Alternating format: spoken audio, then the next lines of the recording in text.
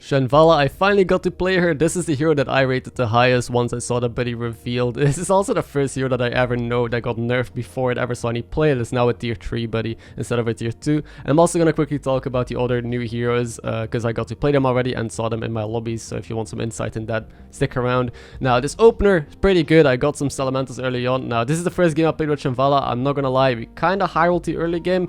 So I know I'm gonna have people complaining about it in the comments. So I thought I would just mention it because we got a triple Elemental right off the bat. But this still shows how good Chenvaala is if you have a high roll opener. Like if you high roll, you really high roll and you go nuts. And I'm gonna show you how to make the most out of a high roll, like how you actually utilize all of these tools, because I could expect people still getting baited and losing from this spot on. But you basically want to level like crazy. Now there is an interesting dynamic. Your buddy is super good, so playing like this means that you don't get your buddy early. I'm playing very weak boards here.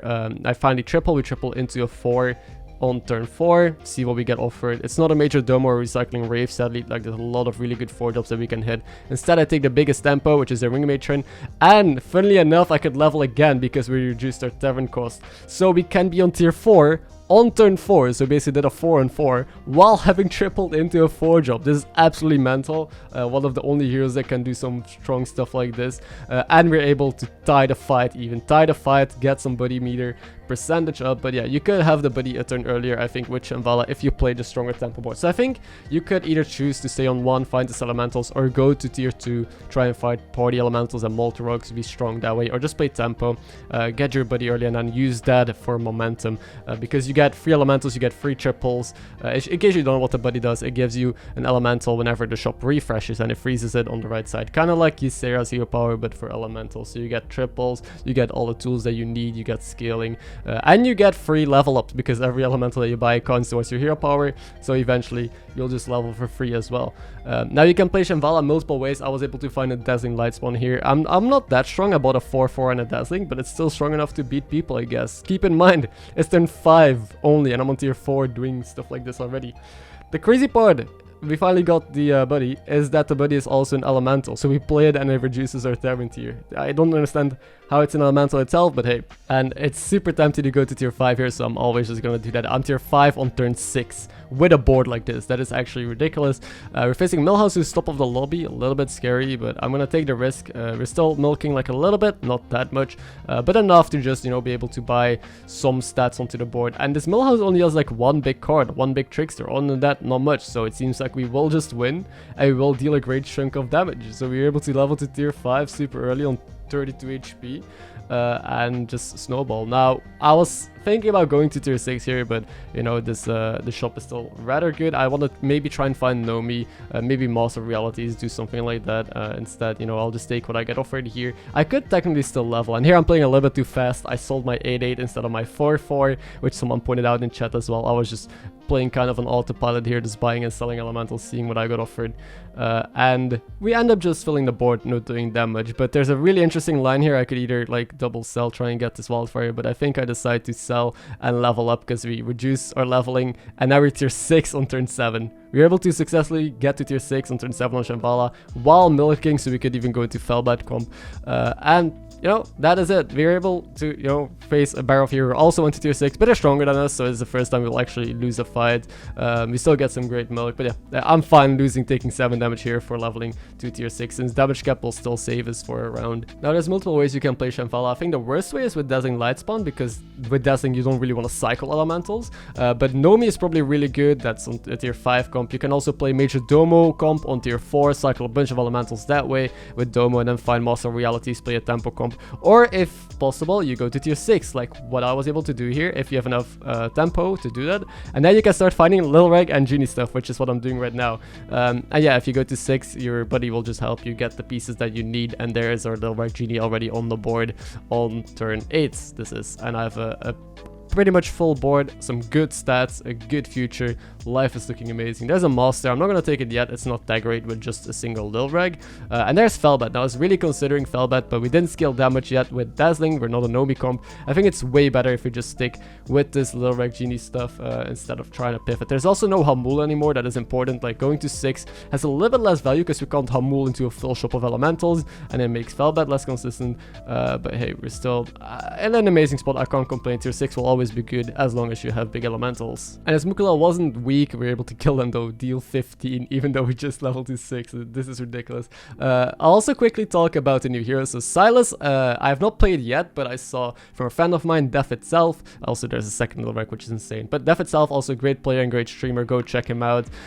He was able to play Sylas first game of the new patch, and he said it was absolutely nuts because the golden buddy, basically whenever you buy a ticket, you get 2 gold. So every card with a ticket is free. So you turn any comp into an APM comp, which sounds ridiculous. I haven't tried it yet. I haven't seen Sylas do too well in my lobbies, but it does seem really good. Chenvaala seems the nuts, as you can see from this game. I mean, even if you don't high roll, I think Chenvaala is just super consistent. I have to try it out myself, you know, in a different lobby, but this was the first time I played it, and it felt too strong. Like, what I'm doing is just cheating, right? Can we agree with that? And then the other hero that returned was Kaltas, and I haven't seen any Kaltas in my lobbies yet or been able to play it, so I can't really speak truthfully about how strong I think it is. I think it's probably pretty bad because if you compare it to Queen Wactor, the buddy doesn't do that much. Basically, whenever you trigger your hero power on Kaltas, you get +1/+1 on your board. So that's just a way worse Queen Wactor. Then the new heroes, we have Varden. I have seen Vardens only get 7th and 8th place in my lobbies. Now, I've said in the past that I think Varden was going to be good. I really thought so, but I haven't played it myself. I've only seen it do poorly. I've seen Vardens in pretty much every lobby that I played, and they always lost MMR. So I definitely think you should stay away from him for now until people optimize it. Maybe people are just playing it wrong. Then we have Rokara. Rokara, I think, is really great. I played it once. I saw some other people do well with it. In a mech lobby, it seems really good, especially. I did play it in a no mech lobby, and I got only 4th. Maybe I'll post a video, probably not though, but I need some more practice with it. I definitely think the free scaling from it allows you to do some really cool builds. And then the final hero was Onyxia. Onyxia, I think, is pretty bad as well. Probably better than Varden, honestly. But I would still stay away from Onyxia since summoning free whelps doesn't really matter. Anyway, I'm high rolling more in the background. I don't think I need to explain what I'm doing. I'm literally just buying and selling really strong elementals and just trying to do strong shit. But every time I say do strong shit, people get upset. But yeah, that's literally just what I'm doing. I'm not picking just any elemental though. I can be really picky now since I have the golden recycling rave, so I can roll so much. I can really be picky with getting the 5 and 6 star elementals, or the elementals that generate more elementals, or the triples, which I just froze a triple onto Cyclone as well, which is amazing. Now this Byrov, who was able to level 2 tier 6 with us, seems to be high rolling really hard as well. They have a golden Brand, golden Flattusk, Agam, and 2 Amalgadons.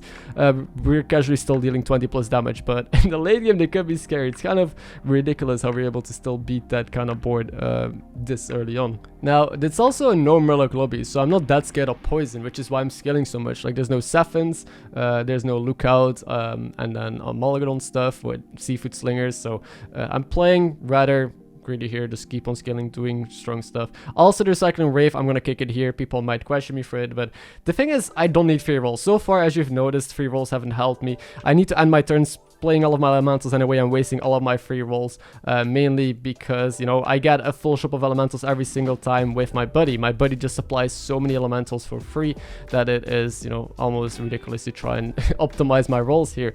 Another thing I want to mention is that it seems like the offer rate is pretty messed up with the buddy. Normally it should offer you like 6 drops, way less than 1 drops, because it considers the pool.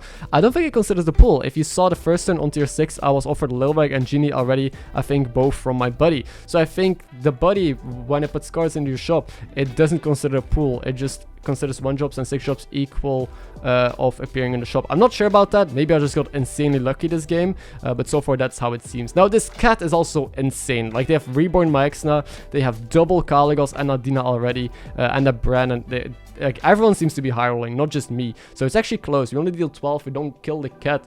We got another little back from Genie.